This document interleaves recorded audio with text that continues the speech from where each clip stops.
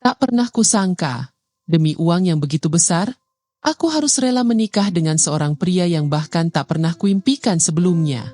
Namun yang terjadi di malam pertama, membuatku benar-benar tak sanggup lagi menahan air mata.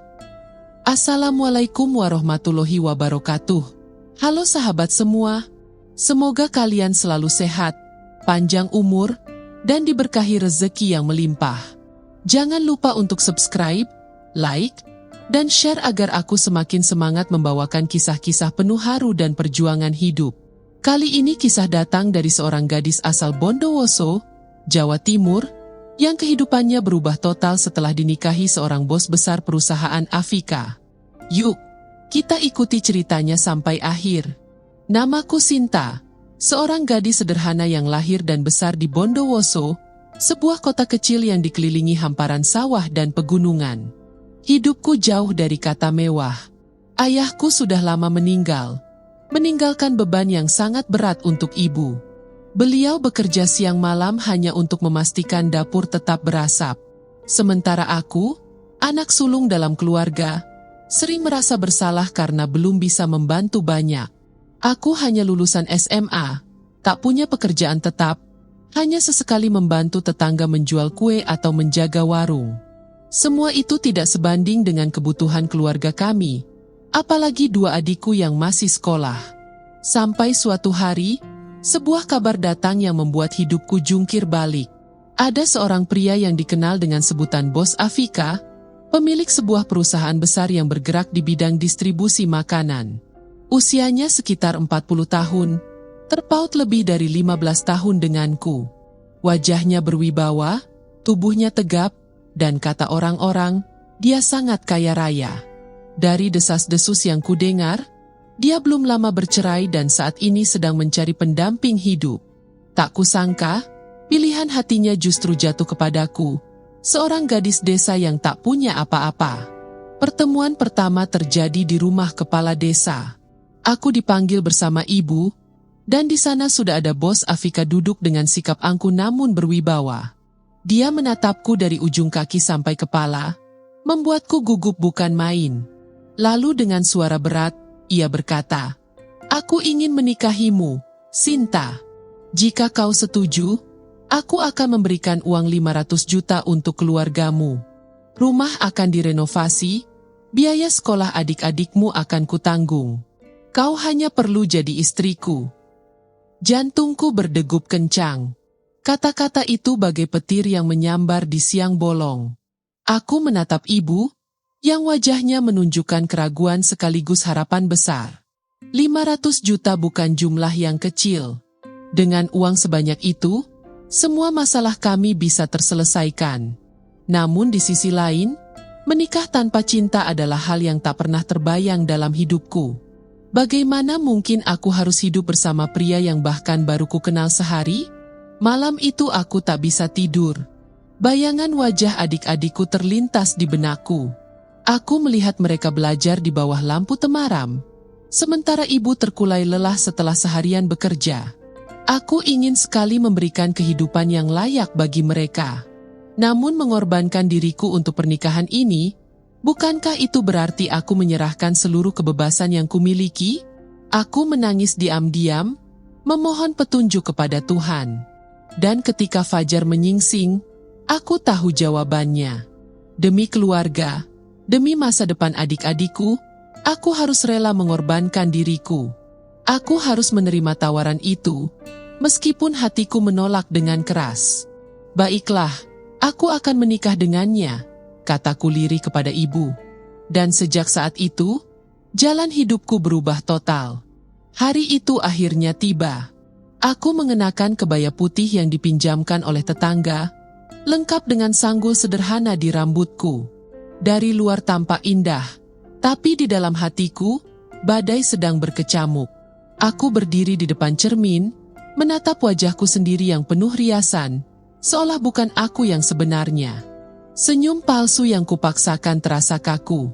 Sementara di ruang tamu, para tamu undangan sudah memenuhi kursi, gamelan mulai mengalun, dan suara riuh terdengar jelas. Bos Afika tampil gagah dengan jas hitamnya. Ia berdiri di sampingku, Wajahnya tenang dan penuh percaya diri. Tangannya menggenggam tanganku erat, seakan menunjukkan bahwa aku adalah miliknya. Aku berusaha membalas genggaman itu, tapi dalam hati aku merasa seperti boneka yang dipajang. Semua orang tampak bahagia menyaksikan pernikahan ini, kecuali aku. Akad nikah berlangsung hikmat. Suara penghulu mengalun tegas, diikuti ijab kabul dari bos Afika yang lancar tanpa ragu sedikit pun. Sementara aku hanya bisa menunduk, menahan air mata agar tak jatuh di hadapan semua orang. Ketika semua orang bersorak bahagia, aku justru merasa dadaku semakin sesak. Aku sudah resmi menjadi istrinya, tapi hatiku masih belum bisa menerima kenyataan. Di pelaminan, senyumku tak pernah lepas meskipun terasa menyiksa. Orang-orang datang memberi selamat, mengucapkan doa, bahkan iri melihat pernikahan megah ini. Mereka tidak tahu, di balik kebahagiaan yang mereka lihat, ada hati yang sedang berteriak. Aku ingin sekali berlari, meninggalkan tempat itu, kembali ke kehidupanku yang sederhana meski serba kekurangan. Namun aku tak bisa. Semua ini sudah terjadi, dan tak ada jalan kembali. Setelah acara selesai, aku duduk sendirian di kamar pengantin. Ruangan itu penuh bunga. Wangi melati menusuk hidungku.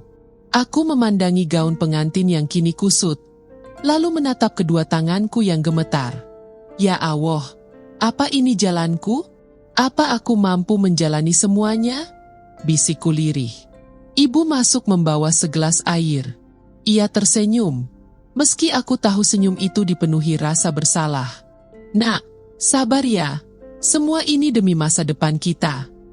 Aku hanya mengangguk, meskipun di dalam hati ingin sekali bertanya, Ibu, apakah kebahagiaanmu sepadan dengan penderitaanku? Tapi kata-kata itu tak pernah keluar. Aku tak ingin membuat ibu semakin bersedih. Malam semakin larut, suara tamu yang berpamitan perlahan menghilang. Kini hanya ada aku, bos Afika, dan kenyataan yang harus kuhadapi. Aku menatap pintu kamar yang tertutup rapat, jantungku kembali berdegup kencang. Sebentar lagi, malam pertama akan dimulai. Dan entah kenapa, bayangan itu membuat tubuhku bergetar hebat. Aku tahu, sejak saat ini, hidupku tidak akan pernah sama lagi. Pintu kamar itu tertutup rapat. Lampu temara menciptakan bayangan di dinding, membuat suasana semakin mencekam. Aku duduk di tepi ranjang, tangan gemetar memegang ujung selendang kebaya yang masih melekat di tubuhku. Jantungku berdetak begitu cepat, seakan hendak meloncat keluar. Malam pertama, sebuah kata yang selama ini hanya kudengar dari bisik-bisik teman, kini menjadi kenyataan yang harus kuhadapi. Namun kenyataan itu bukan membawa debar bahagia, melainkan ketakutan yang luar biasa. Bos Afika melangkah mendekat. Suara langkah sepatunya di lantai marmer terdengar jelas di telingaku, seakan setiap langkahnya menambah beban di dadaku. Wajahnya tampak dingin, namun sorot matanya tajam penuh keinginan. Ia duduk di sampingku, lalu perlahan mengangkat daguku dengan jarinya. Mulai sekarang, kau adalah istriku. Jangan lagi ada rasa takut, Sinta, ucapnya dengan suara berat. Aku menelan ludah, bibirku bergetar. Aku belum siap, Tuan. Suaraku nyaris tak terdengar. Namun bos Afika hanya tersenyum samar, lalu mengusap rambutku. Kau tidak perlu takut. Aku akan menjagamu. Tapi malam ini, kau harus belajar menjadi seorang istri. Kata-katanya membuat tubuhku semakin kaku. Air mata yang kutahan akhirnya jatuh juga. Aku menunduk, berharap ia tak melihat ketakutanku. Tangannya kemudian menggenggam tanganku dengan erat, lalu menarikku ke dalam pelukannya.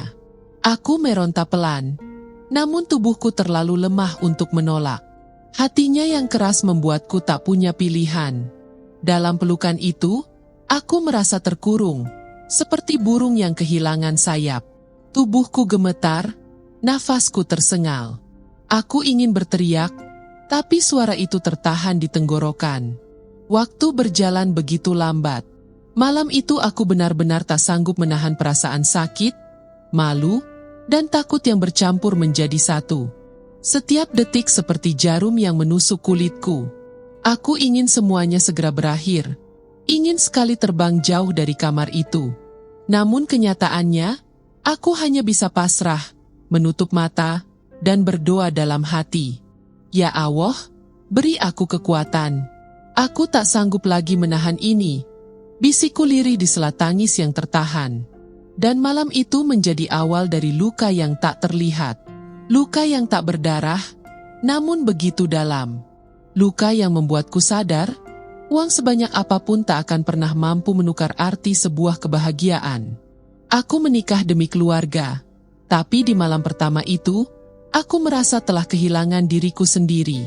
Sejak malam itu, hidupku tak lagi sama. Aku menjalani hari-hari sebagai seorang istri, tapi hatiku kosong. Setiap kali menatap wajah Bos Afika, yang kulihat hanyalah sosok asing yang telah merenggut kebebasanku. Aku tersenyum di hadapannya, tapi ketika sendirian di kamar, air mataku tak pernah berhenti mengalir. Tangisan itu selalu kutahan, agar tidak ada yang tahu, terutama ibu. Aku tak ingin beliau merasa bersalah lebih dalam. Rumah besar tempatku tinggal kini tampak seperti istana, dengan dinding marmer berkilau, perabotan mewah, dan kamar-kamar luas. Namun bagiku, semua itu hanyalah penjara yang dingin. Setiap malam, aku menatap langit-langit kamar, membayangkan kehidupan lamaku di Bondowoso, ketika aku masih bisa duduk di teras rumah sederhana sambil mendengar suara jangkrik.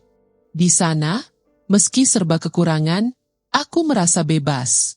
Kini, meski serba kecukupan, hatiku justru semakin terbelenggu. Uang memang datang. Rumah ibu direnovasi, adik-adikku kini bisa melanjutkan sekolah tanpa harus memikirkan biaya.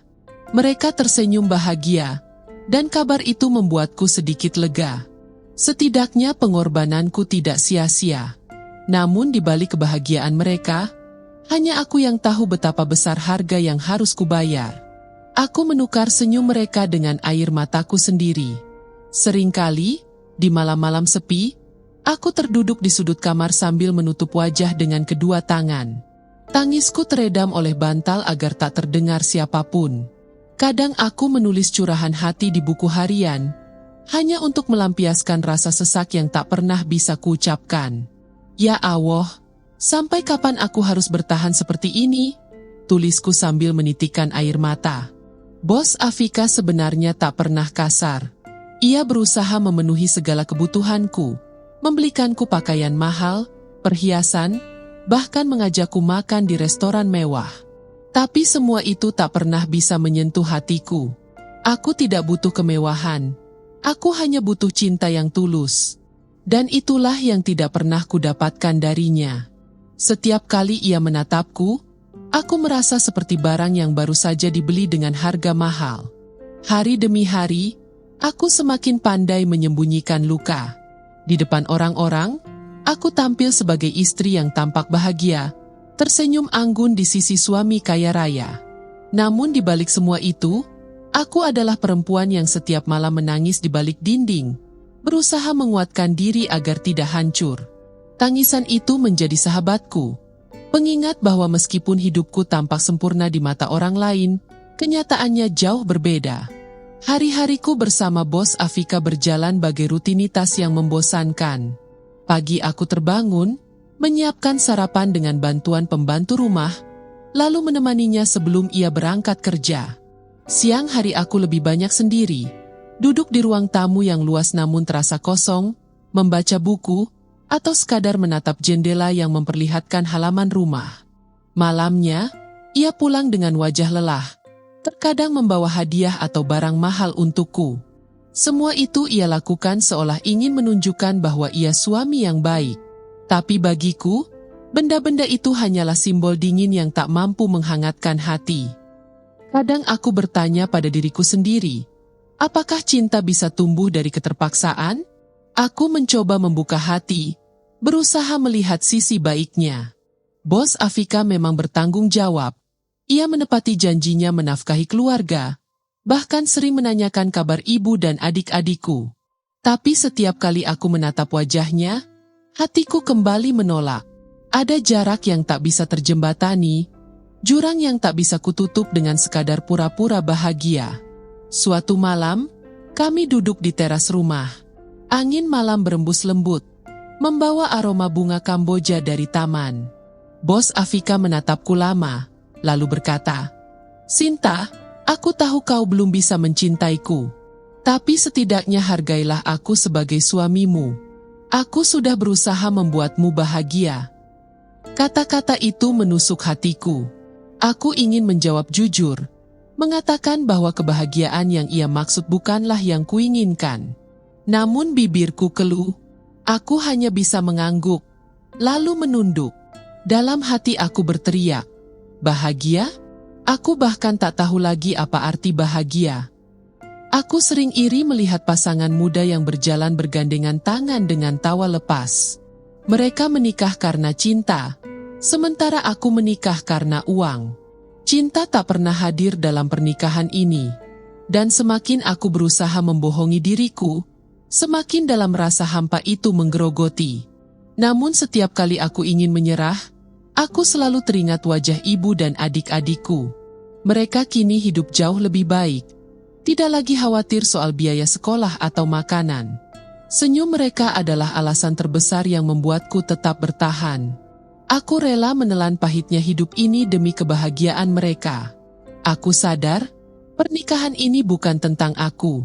Ini tentang pengorbanan.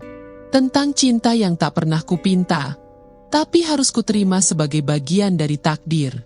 Aku hanya bisa berharap, suatu hari nanti, aku mampu menemukan arti sejati dari semua ini. Hari-hariku kini terasa bagai sebuah perjalanan panjang tanpa tujuan yang jelas. Aku menjalani peran sebagai seorang istri dengan wajah yang selalu tersenyum di depan orang banyak, meskipun di dalam hati masih penuh luka.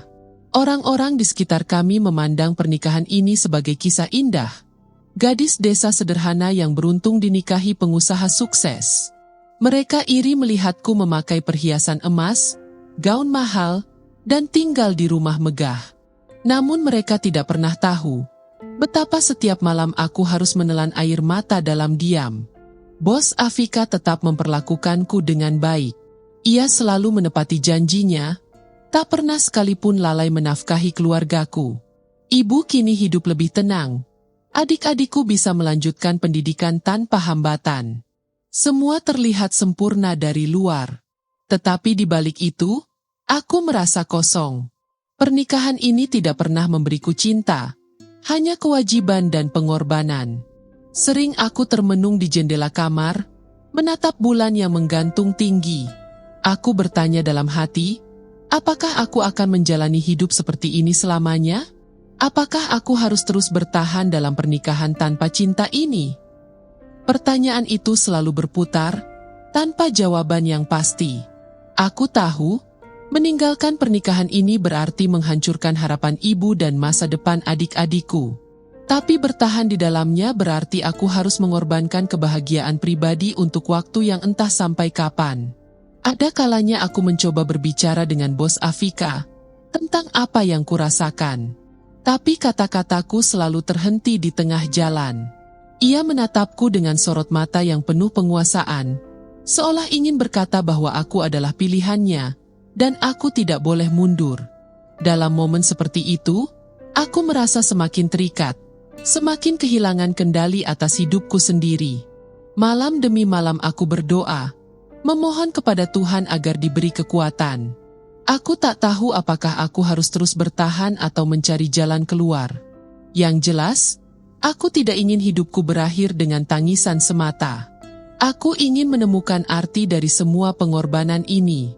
Kini, aku menjalani hari dengan langkah yang tertatih.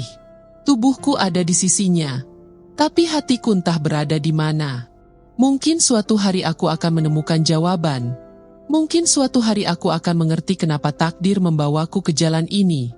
Yang pasti, pernikahan dengan bos Afika telah mengajarkanku satu hal, uang bisa membeli banyak hal, tapi tidak akan pernah bisa membeli kebahagiaan sejati. Dan sampai detik ini, akhir kisahku masih menjadi misteri. Sahabat semua, Itulah kisah pilu seorang gadis Bondowoso yang dinikahi bos Afika demi uang, namun harus menanggung luka yang tak terlihat dalam hidupnya. Dari cerita ini kita belajar bahwa uang memang bisa menyelesaikan banyak masalah, tapi tidak bisa membeli kebahagiaan yang sesungguhnya. Semoga kita semua diberikan kesehatan, umur panjang, serta rezeki yang berkah dan melimpah. Jangan lupa untuk subscribe, like, dan share agar kalian tidak ketinggalan kisah-kisah menarik dan penuh hikmah lainnya. Terima kasih sudah menyimak cerita ini sampai habis. Wassalamualaikum warahmatullahi wabarakatuh.